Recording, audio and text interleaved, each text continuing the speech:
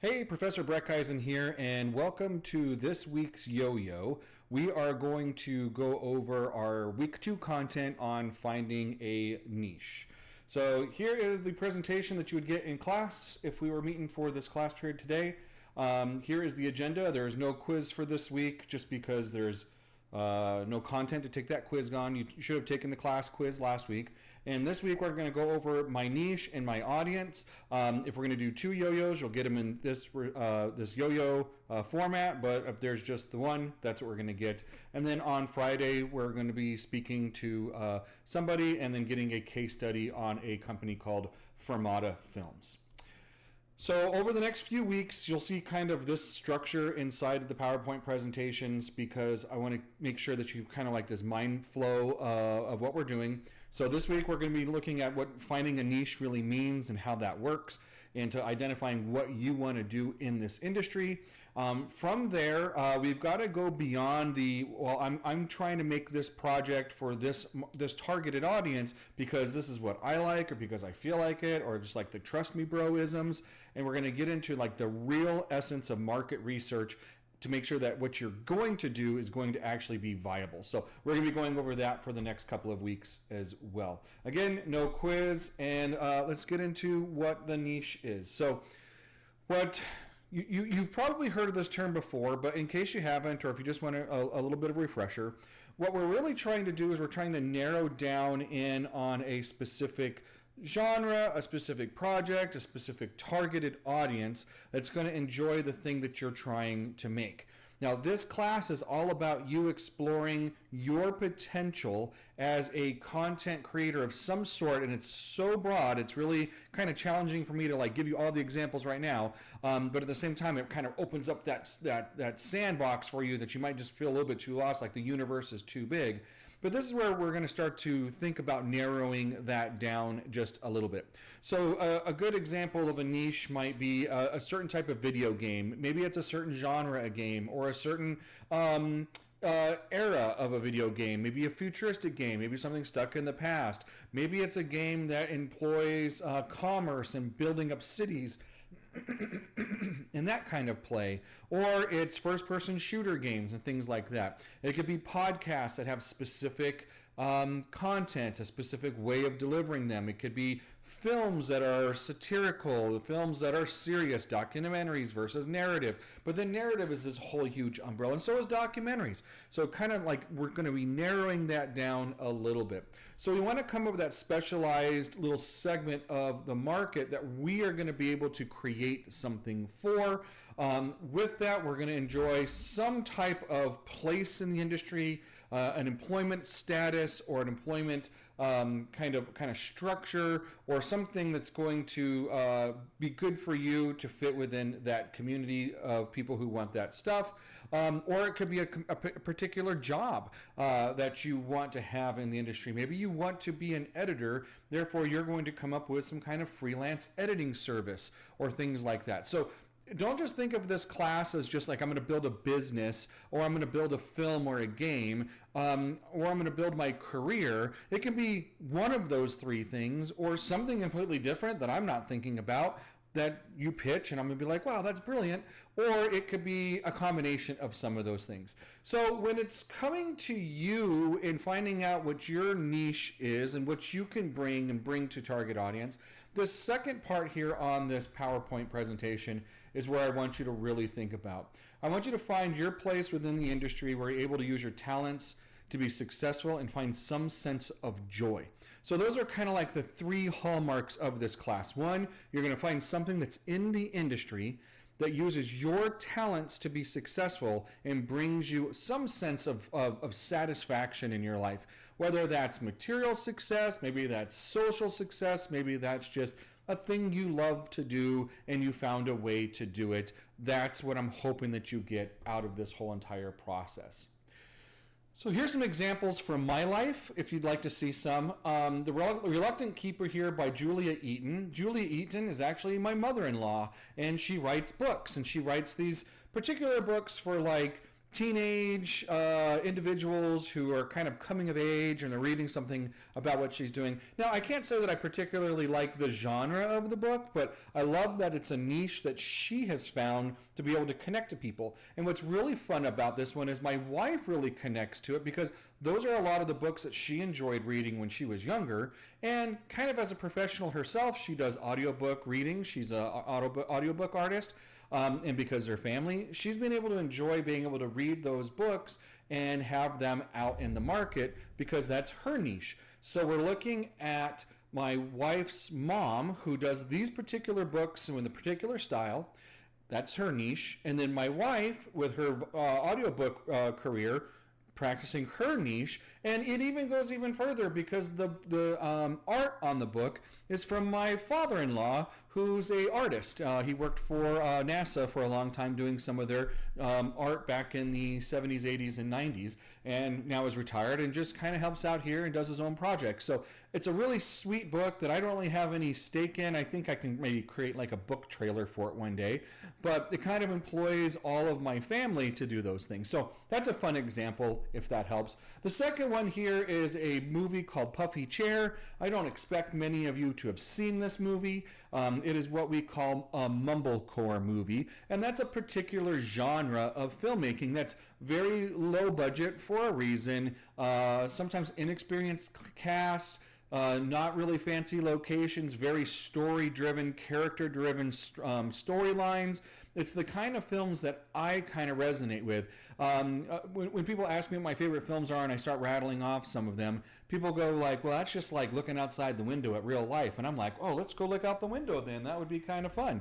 That speaks to me. That's something I enjoy. That's a market I like. And there are filmmakers that have that kind of niche. In this case, the Duplass brothers who made that film.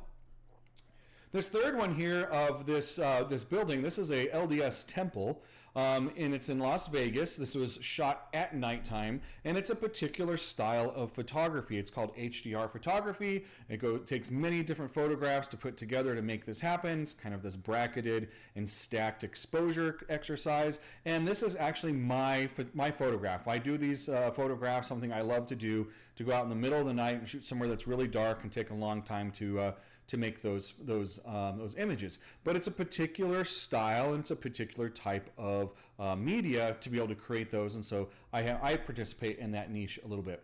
And on the far right here is a video game, it's a mobile game actually that I like called Shattered Pixel Dungeon. I've been playing this thing for years. It's just one of those fun games. It's a roguelike game. It changes up all the time. It's not always the same. It's got like regenerated levels and a lot of randomness to it, so it gives a lot of replayability. I've tried other mobile games. I don't know. This is just the one that I go to all the time. So each one of these is kind of that example of a niche, and that's something I want you to start thinking about. Not only the stuff that you like, but the things that you feel that you can provide to the industry to answer these kinds of niche worlds. So out of all four of these, even though I enjoy all of them, the only one that I actually participate in is really the photography one. I don't make games. I make films, but not at this level. I do something a little bit different. I'm more commercial than I am narrative kind of filmmaker. And but these are things I enjoy and ways that I can participate, like with the photography one. So I hope those examples kind of work for you. This right here is a long list. Let me get myself off of here so you can actually read it, of a lot of different things. I kind of talked a little bit about this. I'll let you pause it if you'd like to read over all of them, but you can see that in film, video games, graphic design, journalism, photography, and even just art in general, there are a lot of different ways that you can isolate and find these different niche markets or these niche things that you want to do. So hopefully you've found this or are discovering this in your life. And some of you might just be like, I'm barely surviving just regular classes and I don't know what to do. This class is going to offer you that opportunity to explore those things. And don't feel ashamed or don't feel like you're behind the ball or that you have some kind of like stress that you need to have if you don't have all that stuff just yet. Just know that through this class, you're going to get there. And even by the end of the class, you might go down a certain route. And then all of a sudden you're like, the only thing I discovered is I hated the idea that I came up with. And that's great, because then you know what you don't want to do. And I'd rather you find that out now than the day after you graduate. Now you're stuck doing something that doesn't bring you joy, which is going back to those points that I was talking about before. So enjoy the ride, enjoy the process. Let's work on this. If you have any questions, you can always come talk to me. We'll make it happen. Again, here's that niche in Mumblecore we're talking about. So this is all that stuff I just said. And then the roguelike games, again, things I've already kind of went over, what these games are.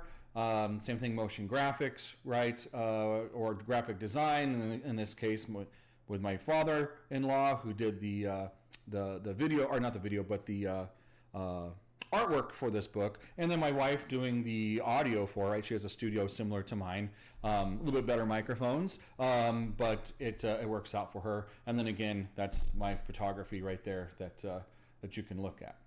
So let's talk about you now. Let's talk about, or at least hopefully that we can start to think about what you can bring to this. Some of you knew exactly what you were going to do before you started college. Some of you are just discovering that now, and that's okay.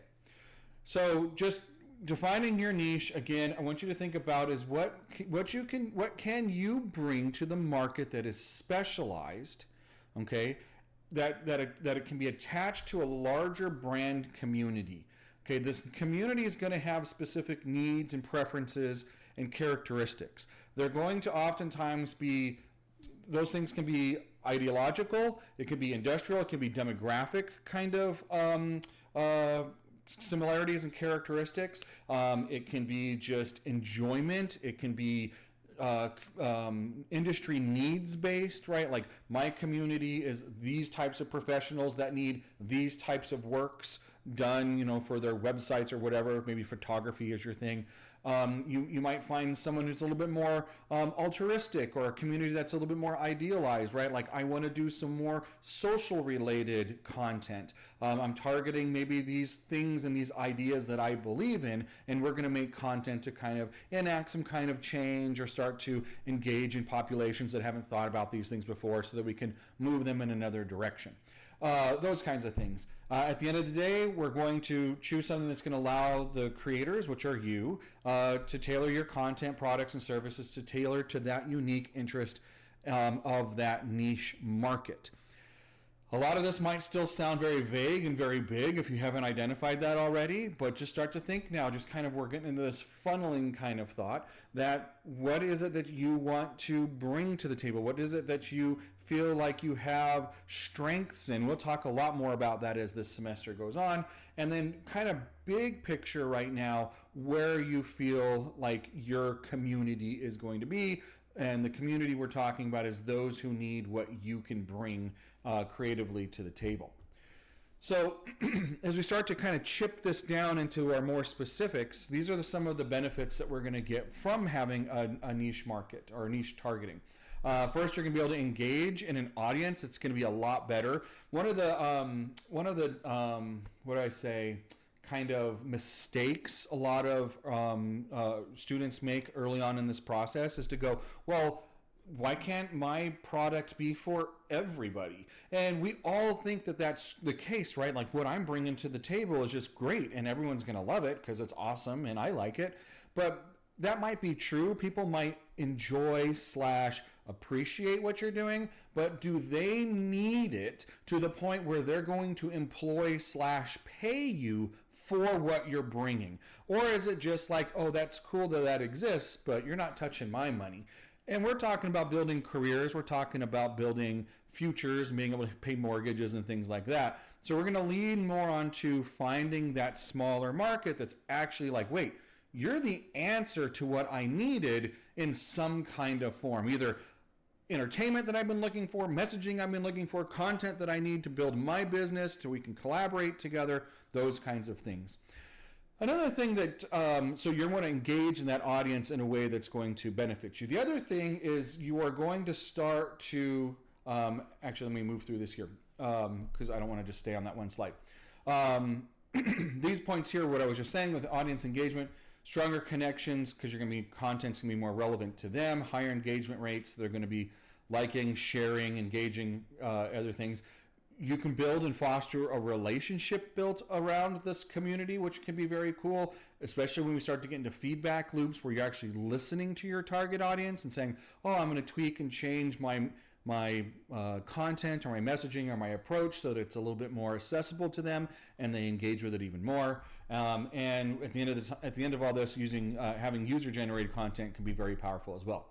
The next benefit is you will become the authority and the expert eventually in that niche. Now, we can step back and say, but everybody, right? It's hard to be the expert for everybody. And it's even hard to look at a segment of a whole entire genre or a whole entire umbrella market, right? I want to be a filmmaker, the best filmmaker ever. That's going to be very, very challenging. But as we start to get kind of narrowed down more and more and more, and you are now in your niche market, you can now start to say, well, I'm not the best action or the best romance or the best documentary filmmaker, but I can do this type of filmmaking very, very well. And now you become a little bit more of the expert and the authority on that part. So that's another really great example. You want to be recognized for that. You want to increase your credibility, so that'll increase your income rate. It'll increase your networking capability. It also allows you to start mentoring those that are in this area as well later on, which I strongly recommend. I feel like when we serve others that are being built up into our community, it brings us an incredible amount of joy. At least it does for me, which is probably why I'm an educator, because that's my niche, is being in education.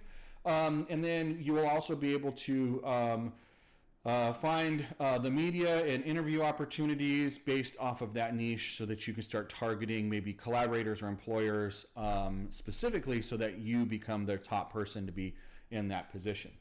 It's also a lot less competition, so that's always a bonus, right? If you're trying to market towards everybody, then that's everybody, and everybody is trying. Now you're just a really small fish in this gigantic pond, rather than a bigger fish inside of a smaller pond in your niche market.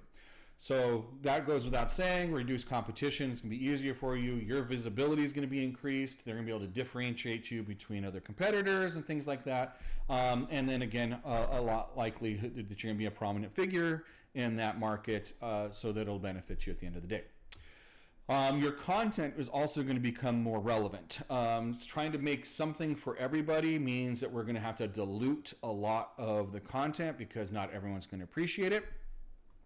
So using that niche market, you want to listen and develop something specific for those people who are going to be a lot higher return in engaging with your content. So if you tailor that content to that group, you're going to be more successful. This addressing specific pain points, bullet point number 2, that's a big one, right? Looking at where the pain points are in this group, meaning where are they lacking still in things, either in their mind, in their heart, in their business, whatever it is that you're trying to come up with. You want to create something that they're like, wow, that's something I don't have in my life. Either it's beautiful and I want it, it's fun and I want it, or it's useful and I want it. It's going to increase your likelihood of going viral. And going viral is not necessarily like social media going viral, although that is a way of going viral, and sometimes that's kind of gimmicky. What we're talking about is becoming kind of the industry standard thing within your community. And then with that's going to come the following of a loyalty base. If you're continuing to give products and give services or give what you need to your community. On top of all this, right, all that stuff is really, really great. This should probably be a little bit smaller so you can read it. Is we want to be able to monetize our services. So no one wants to get a job where they work for free or make a product that they can't sell. So this is something that we're going to have to start thinking about. How do I make something that speaks to this audience, that gives them what they need and that satisfies that pain point, but at the same time allows me to have the income and the life that I desire based off of all of this information. So a niche audience is going to invest in your products a little bit more. They're going to invest in your services. They're going to be higher conversion rates, especially if it's like getting spread, right? That virality of it. Hey, how did you do that? That looks great. Oh, I partnered with this person, or I bought this person's content, or whatever it is. And then you're going to create that sought after product that people are going to be like, this is what I'm looking for. And then there's other subscriptions, or not subscription, opportunities like subscriptions, sponsorships, merchandise, courses, transmedia. All that stuff we'll talk about later when we're talking about monetization. This is going to be a whole module in this semester, so we don't have to necessarily think about this right now. But again, these are just the benefits of having that niche market. And then, of course, when we talk about engaging, it's a two-way street when it comes to our audience. So we want that feedback and improvement from them, right? We deliver a product, we deliver a service, we deliver an idea. You know, let's say you want to be, the best cinematographer in Lubbock, right? And so you're going to purchase that piece of gear that nobody else has that puts you like, ooh, this person's got that thing, right? I think of like a Red camera, although don't ask Tommy, like, is the Red camera the best camera in the world? It's a good camera, but you have to be a good operator. You can operate any camera well. There's a difference between somebody who owns a camera and a director of photography, for example. But let's say you have the chops and you have the gear. That's going to make you like an important person, and people are going to come after you a lot and try to get you to work with them. But being open to hearing, how well did you work with them? Were you a decent human being while you were on set, or did you cause problems, or is it in your personality to be a little bit more argumentative or a little bit cold, and how did that work with other people? And soliciting that feedback can be very valuable in your brand to continuing to be a cinematographer in the area. Or if you're delivering a product, let's say you're doing wedding photography, right? And people who, you start listening to your clients and they start saying, I want more video, but you're like, time out, I'm not a videographer, I'm only a photographer. Well, now you're going to start pushing those people that are looking for a little bit of both to those competitors that can do both. But instead, you should be listening to your clients and you should be listening to your population and going, okay, maybe I need to learn something new, engage in some more education or better equipment that I can do all of these things. Or you just sit there and say, no, because that's not what I'm doing and I have enough people in my circles to give me work. Please go find somebody else because I'm keeping my brand the same way. So all that stuff to be saying that feedback and improvement is important. It allows you to have that feedback from a passionate audience. That's what you're looking for, not just everybody, right, but a passionate audience. Areas for growth and enhancements, like I talked about. You can do development based off of their preferences, and you can do continued optimization of your products and services based off of what they need. The last one is networking and collaboration. And sometimes this one is just a very overlooked area of all of this because you're still in school, you're kind of just getting to the point where collaboration can be important. But I want you to always remember this part of this process, because eventually you are, as you become the expert in your niche, as you become tailored to your audience who's looking for you, and you start to build and grow and optimize what you're doing for them, eventually your networking is going to have to grow. And that's really, really great. So networking isn't just, I happen to meet a bunch of people, right? Networking is also, I'm seeking out people. I'm going to conferences. I'm going to other events where I'm trying to either learn, improve, or associate with other people. So like-minded individuals are always going to be fine inside your niche. There's probably going to be some kind of sub-community building event, like at least a Facebook page of like people who like this narrow thing, right, where you can start engaging with that community. Kind of like a community of practice, or like a meetup group or something like that, all the way up to like a national, international conference, right? So if you go back to the cinematographers, there's several cinematography associations that you can belong to that have yearly conferences, and you can go and you meet people and you network, and those kinds of things can be really fun. Out of those, you can build new collaborations, you can build new projects, you can build new products. Joint ventures can happen. You can start to influence other niche markets, and just leading to those really, really cool populations, which is kind of the point. So this all probably didn't help you narrow down exactly what your niche is just yet, and that's okay. This is going to be your opportunity now to kind of spend some time with you. Be okay to have some alone time, some quiet time where you're thinking. If that scares you, if you're the type of person that's I've always got to have the TV on, or if I'm driving, I have to have the radio on. I need some kind of some kind of visual distractor. I hope not when you're driving, but audible distraction when I'm doing things. Take a moment and just test it to see if you turn all that stuff off and just stay with your thoughts and you think about this. Where does it lead you? Maybe it's going to give you the exact answer. Maybe it's going to give you some breadcrumbs to find that answer. But try to do that on your own. Of course, you can always come and talk to me if you have any questions about any of that.